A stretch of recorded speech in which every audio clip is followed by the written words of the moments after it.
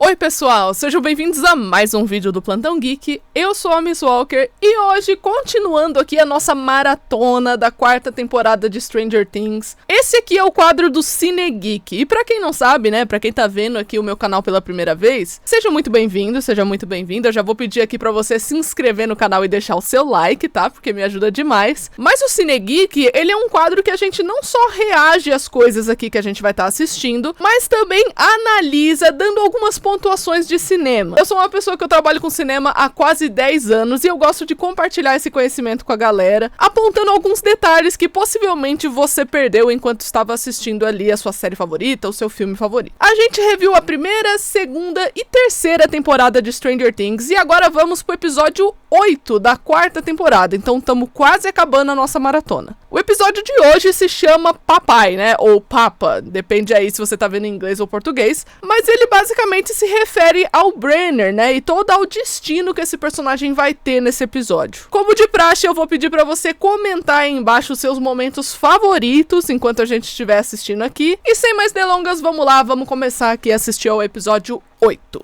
Bora!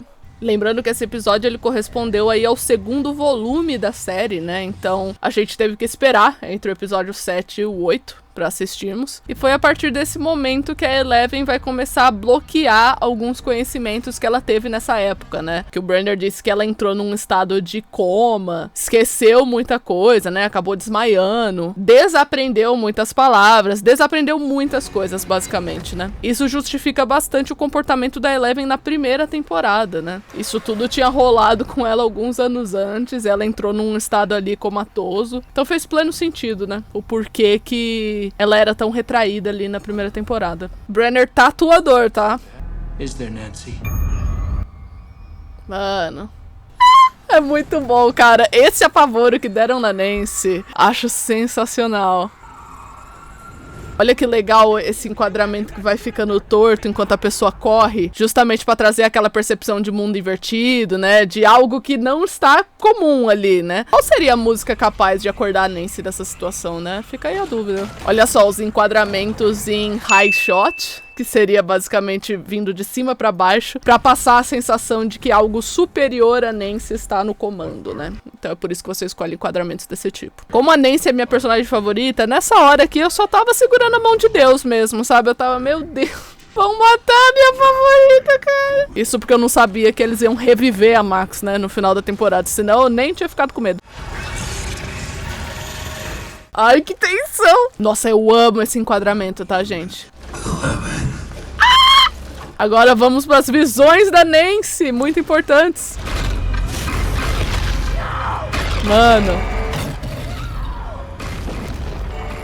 Cara, aqui o Vecna deixou muito claro, por exemplo, que ele só não matou a Nancy porque ele não quis. É muito interessante toda essa parte das visões dela, porque vai ser usado na quinta temporada como um elemento de suspense. A gente não vai ver todas as visões se concretizando, mas algumas vão se concretizar, como por exemplo Hawkins ser invadida, né, pelo mundo invertido, você ter criaturas ali na cidade. E aí imagina, né, se você é um dos personagens e você vai vendo algumas visões se concretizando, é natural você pensar que aquelas visões que você mais teme, como por exemplo a morte de todos os Wheeler, a morte de todo mundo de Hawkins, que elas vão acontecer também. Isso cria uma pressão pra narrativa, uma pressão pros personagens acabar com o obstáculo antes que todas as visões se concretizem. É um elemento de suspense muito comum, utilizado bastante em roteiro, não só em Stranger Things, mas em muitas outras produções. Então não se surpreendam, né, se vocês chegarem ali na quinta temporada e ver um monte de discurso de esperança, porque existe coisa boa pra gente lutar, e oh meu Deus, essa visão aqui aconteceu, será que a outra vai acontecer? Vai ter muito dessa preocupação justamente por conta da Nancy ter tido visões. E eu queria muito ver uma conversa da Nancy falando tudo isso pra Eleven, né, como o Vecna pediu pra ela fazer. Isso a gente sabe que infelizmente não vai mostrar na quarta temporada. Deveria ter mostrado, né, porque fica uma coisa ali inconclusiva. E eu creio que a quinta temporada vai simplesmente lidar com isso como se a Nancy já tivesse contado pra Eleven e a gente não vai ver. O que eu acho que é uma decisão podre, tá? Eu gostaria que tivesse uma cena dela contando isso pra Eleven. Nem que seja uma revisitação da cena. Tipo assim, ela já contou as coisas pra Eleven e a gente vai ter uma nova cena dela falando daquilo de novo, né? Ai, lembra de quando eu te contei isso, isso, isso? Isso a gente precisa ver, mano.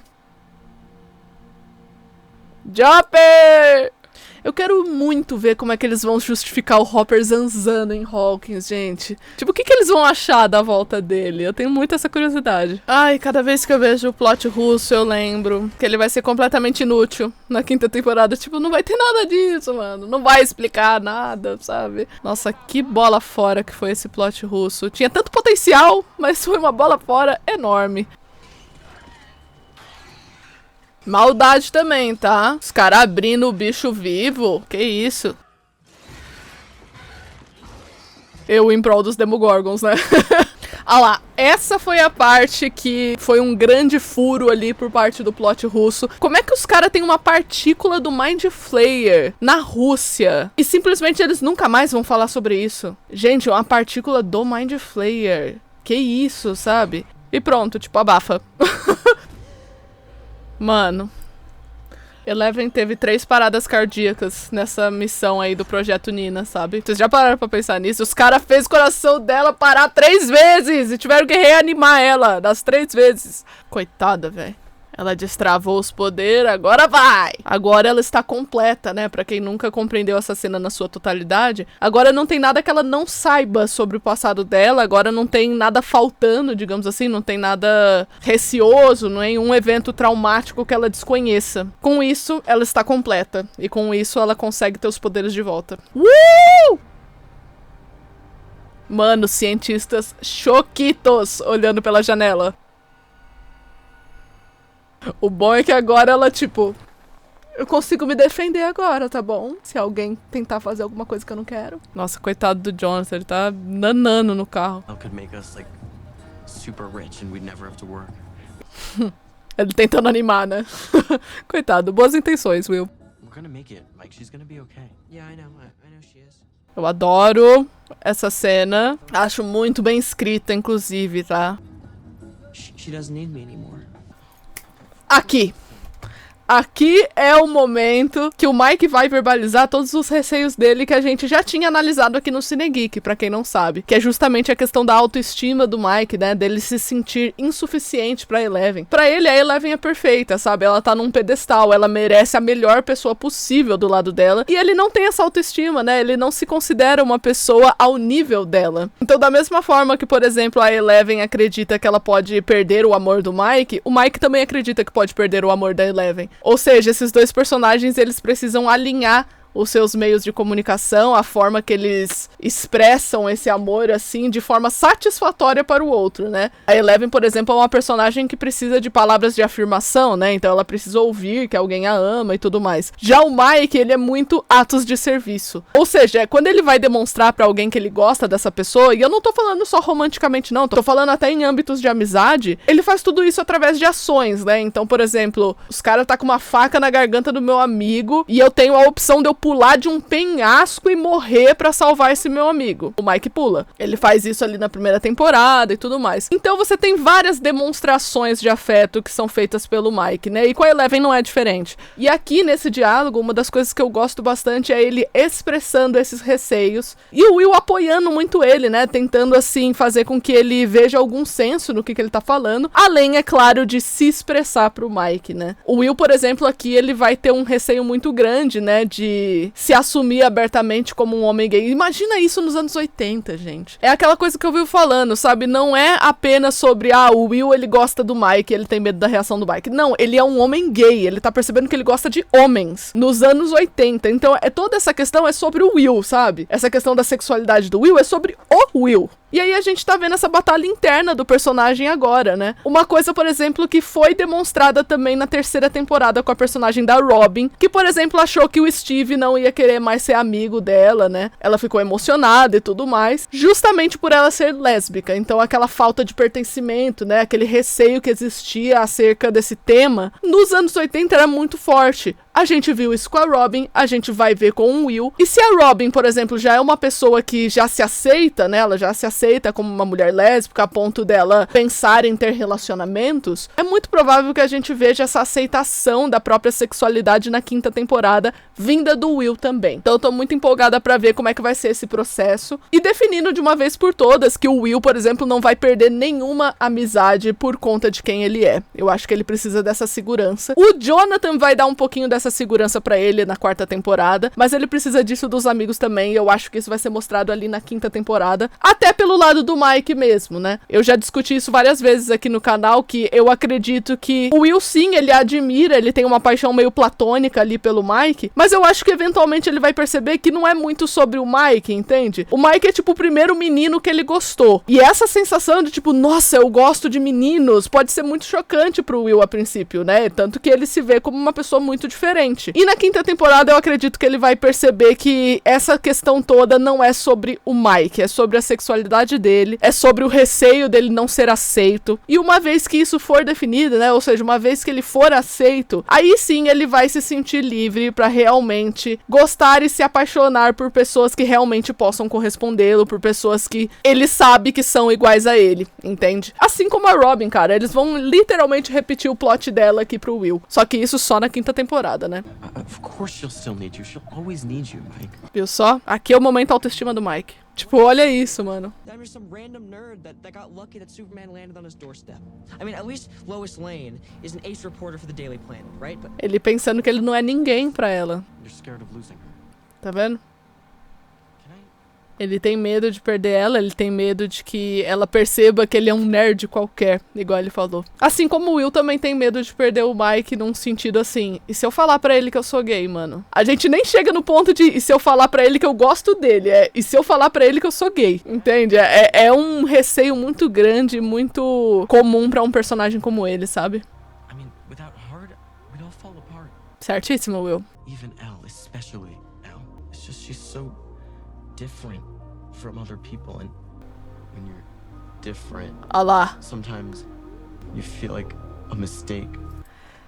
Você vê, essa cena é muito boa, porque, por exemplo, ele fala, nesses meses todos que ela tava sem você, ela tava se sentindo muito perdida. Aí ele vira pra cá e ele começa a perceber que, tipo, ele também tava se sentindo perdido. Ele também se vê como diferente. Ele também se vê como uma pessoa fracassada, digamos assim, né? Foi essa a palavra que ele usou. Então ele começa a falar pela Eleven, o que é verdade, a leitura dele sobre a Eleven tá corretíssima, a gente viu nessa temporada. E depois ele começa a perceber que ele também se sente dessa forma. Né? Então esse momento é um momento emocionante pro personagem, não é à toa que ele vai chorar no final dessa cena, porque pela primeira vez ele tá assumindo o sentimento dele, sabe? O sentimento de tipo, cara, eu também me vejo como uma pessoa diferente, eu gosto de meninos, e se eu falar isso pro Mike, cara, como é que ele vai reagir? Será que eu posso perder essa amizade? Será que eu posso perder esse relacionamento que eu já tenho aqui com ele? E a minha família, né? Como é que vai ficar e tudo mais? Então todos esses receios são muito comuns e são trabalhados aqui na série de uma forma muito explícita. A questão do Will com o Mike sempre foi apenas sobre o Will e não sobre um possível relacionamento entre os personagens, né, nada assim. Assim, gente, doa quem doer, é a minha interpretação disso, tá? A questão do Mike com o Will diz apenas sobre o Will, e isso é fantástico. Ele é um personagem muito importante pra não ser destacado, entende? E aí me chateia até que quando eu falo esse tipo de coisa, as pessoas acham que eu não gosto do Will, que eu detesto o personagem, que eu gostava mais dele antes, sendo que não, a minha leitura é essa. Eu busco um desenvolvimento apenas pra esse personagem porque é o que tá faltando pra ele. O Will não vai desenvolver se ele arrumar um namorado, ele vai desenvolver se ele aceitar a própria sexualidade. E novamente, isso num contexto de anos 80, gente.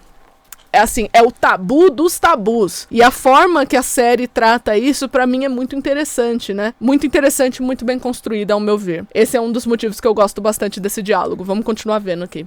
Mean to you, or she seemed like she was pushing you away, it's probably just because she's scared of losing you, just like you're scared of losing her. Viu só? Tadinho. Tipo, ele falou só verdades. O Will só falou verdades, tanto sobre a Eleven quanto sobre ele mesmo. Essa cena é muito boa, cara.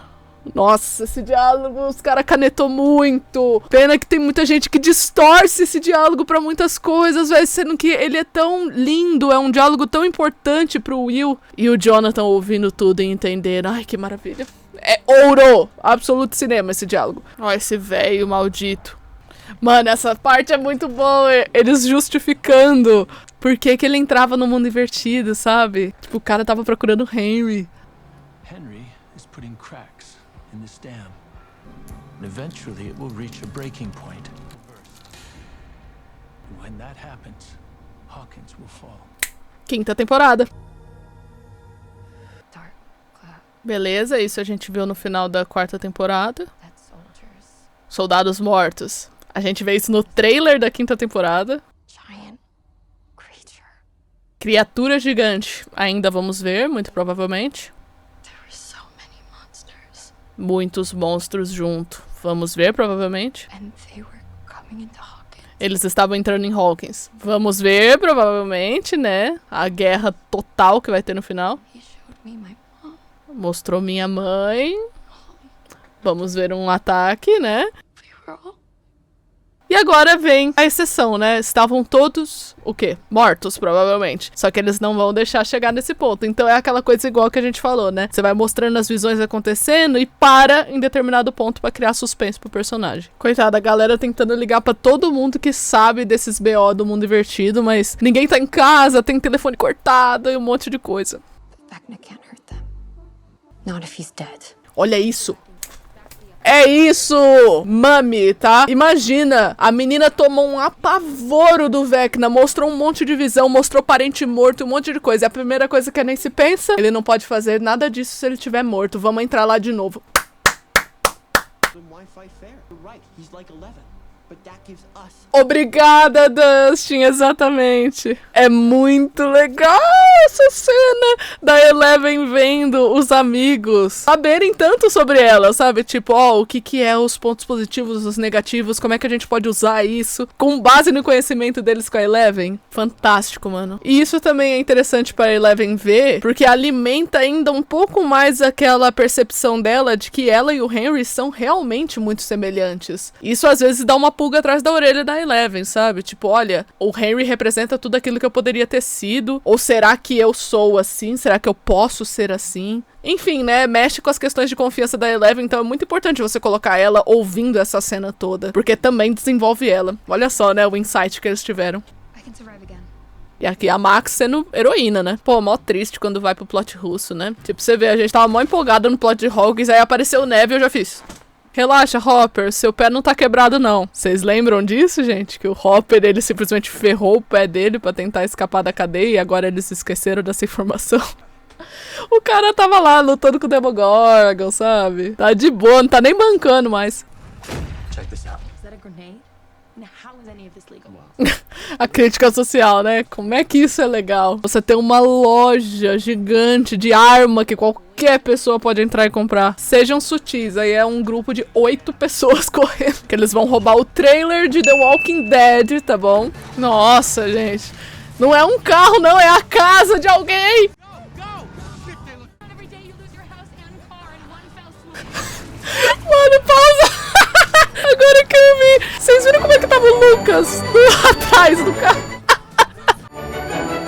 Your friends are not prepared for this fight, Eleven. Cala a boca! Aqui, ó, esse momento que o Brenner chega falando que os amigos e ela não estão preparados pra isso, é justamente o que justifica a gente ver no trailer da 5ª temporada todos eles, tipo, prontos pra batalha, a Eleven treinando os poderes, ela treinando voar e esse tipo de coisa, justamente porque o Brenner falou que ela não conseguiria fazer isso. Inclusive, ele vai falar que ela não pode voar nem fazer nada disso. Ele vai usar essas palavras, ó.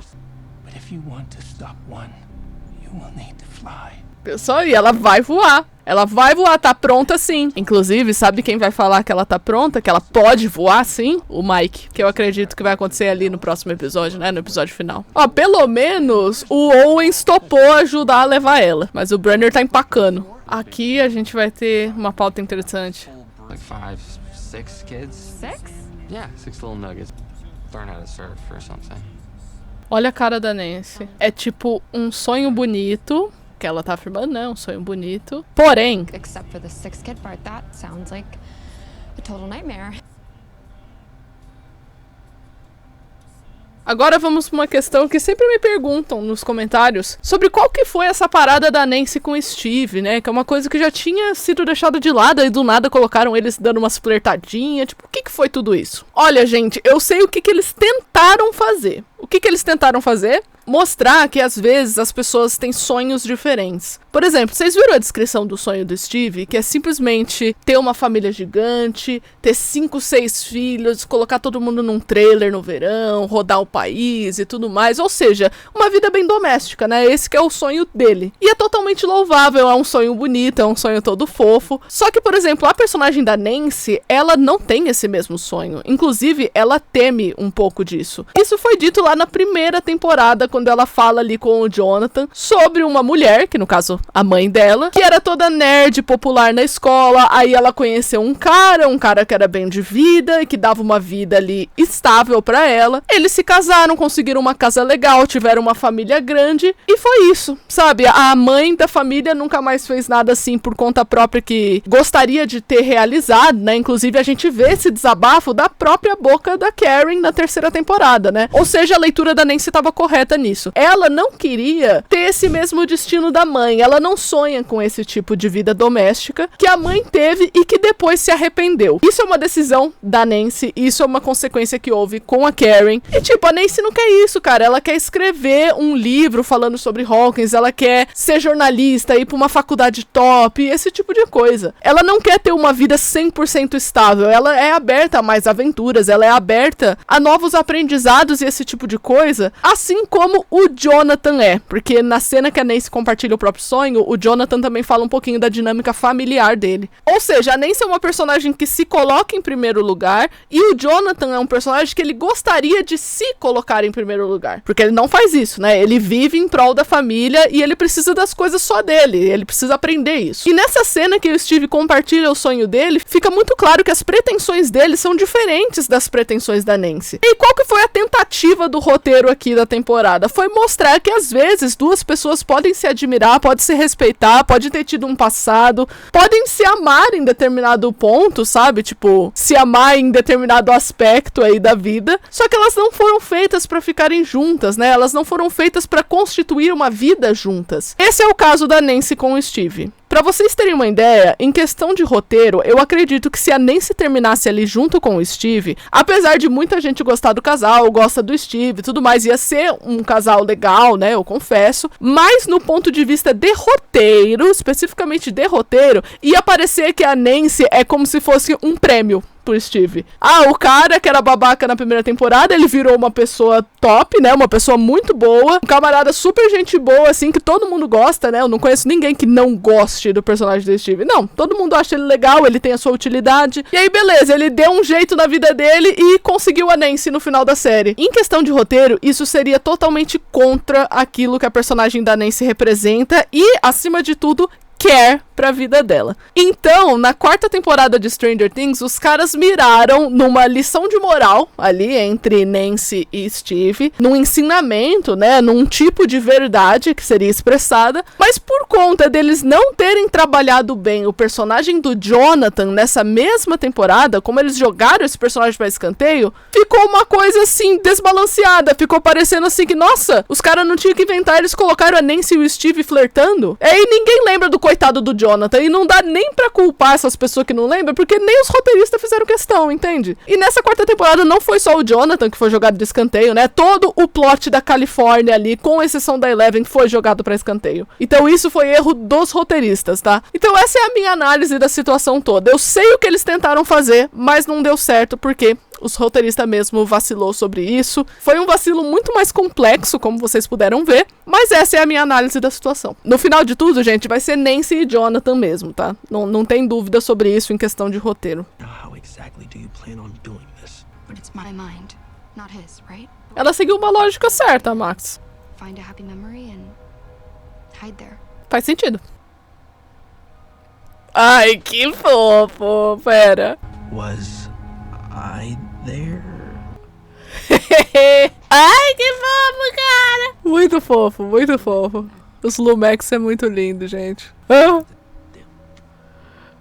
Ah, eles são maravilhosos, vai se ferrar. É aquilo que eu falo, gente. Todos os casais que Stranger Things pegou pra fazer, eles são diferentes uns dos outros, justamente pra tentar identificar pessoas diferentes, né, e tal. E Lumex é tipo o casal engraçadinho, sabe? É o casal descontraído. É muito fofo isso, cara. Eles foram muito bem trabalhados na quarta temporada, tá? Lumex recebeu na quarta temporada o mesmo tratamento que Mike e Eleven receberam na segunda. Pô, olha isso, mano. Tem uma loja que a Erica pode entrar. Opa! Com a cara do Steve de... Tadinha, meu Deus. Percebam a linha de foco, gente. O foco está na Robin porque o desenvolvimento é sobre ela. Mami! Eu adoro essa cena, tá? Porque esse trouxa vai tentar dar um apavoro na Nancy e não vai funcionar. Porque ela é a Mami. Olha lá, ó. Ele tentando dar apavoro nela. Hey, brother, he here with you by chance? Mike? Olha ela já sentindo que ele quer ameaçar o Mike. Olhando no zóio, olha. Would you let go? Let go. Isso aí, Mami! É assim que faz, velho. Quer meter apavoro na Mami Nancy? Ah, tá. Mano, os caras gastam uma grana aí, tá? Eu seria o Jonathan, tá? Nessa situação. Eu pararia também. Falar, mano, a gente vai ficar rondando aqui que nem barata tonta. Aí, ó. A única utilidade do Argyle na temporada toda foi ver rastro na Terra, gente. Qualquer personagem poderia ter feito isso. Era só ter escrito. Military. We gotta go. Mano, a transição. Cara, essa transição é muito boa, tá? Muito boa. Olha que take lindo. Por que o helicóptero tá voando tão baixo? Eu teria muito medo se eu estivesse no carro. And you make the right choices.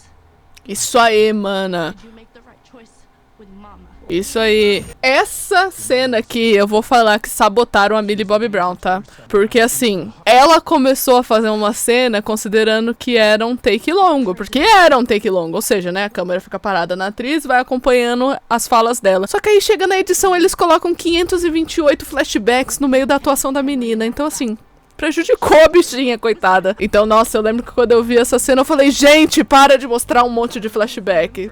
Tipo, tem uma hora que ficou excessivo pra mim. Porque eu queria ver a menina atuar, sabe? Queria ver a Millie atuando. Principalmente que era uma cena dramática, sabe? Importante. Aí essa parte, que é uma frase e um flashback sempre. Por quê?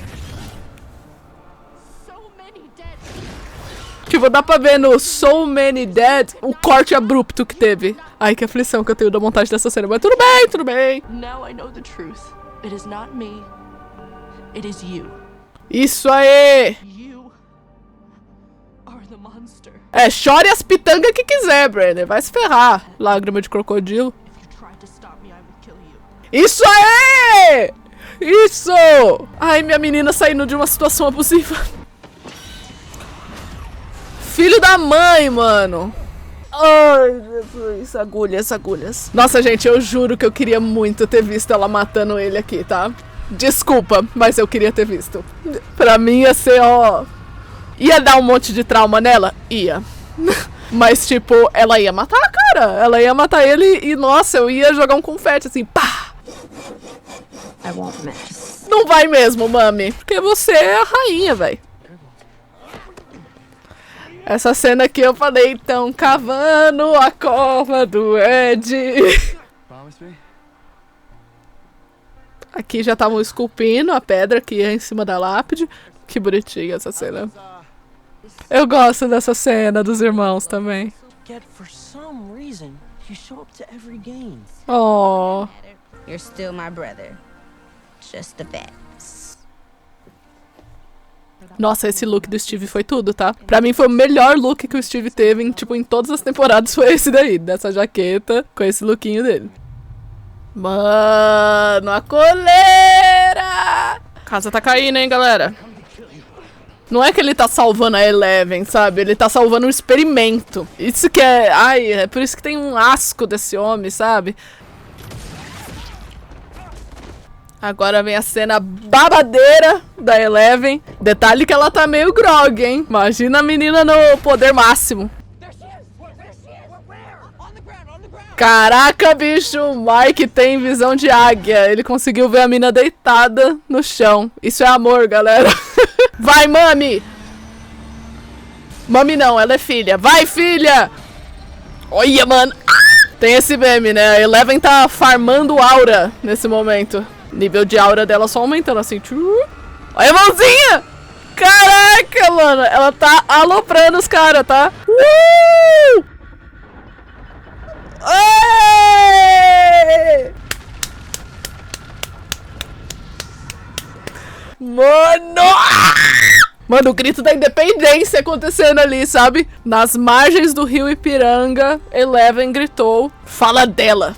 Fala dela, mas fala baixo. Ai, lá vem o reencontro. Lá vem a perua, cara. A van tá vindo, ai meu Deus.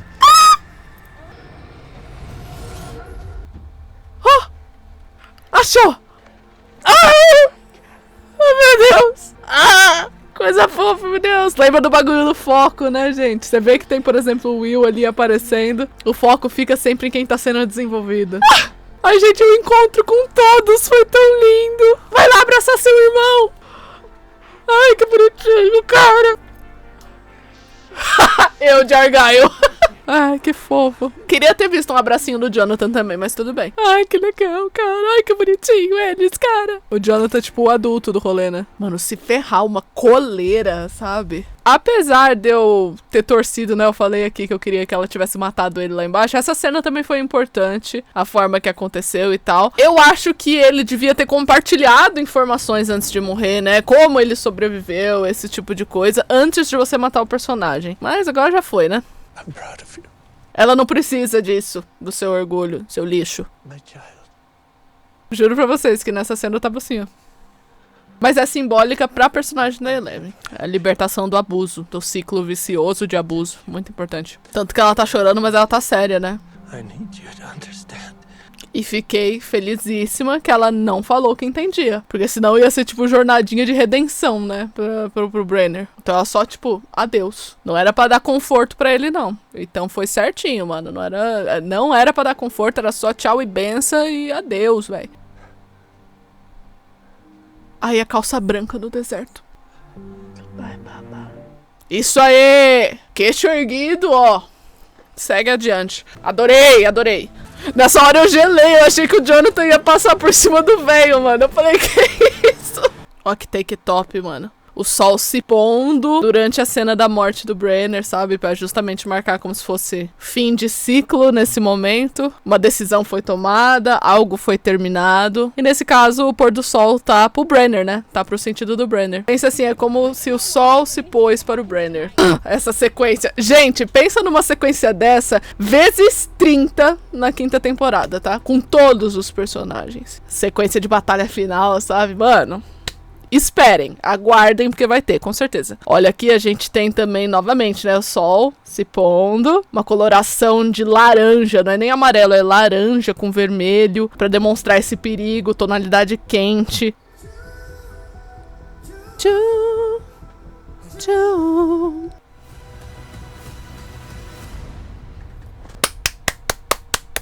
Muito bom! Muito bom. Então é isso, galera. Eu espero que vocês tenham gostado desse penúltimo episódio da 4ª temporada de Stranger Things. Não esqueça de comentar o seu momento favorito aí embaixo, né? Tudo que vocês acharam do episódio. E é claro, deixa o seu like e se inscreve no canal, porque isso me ajuda demais. E eu vejo vocês no próximo vídeo. Tchau!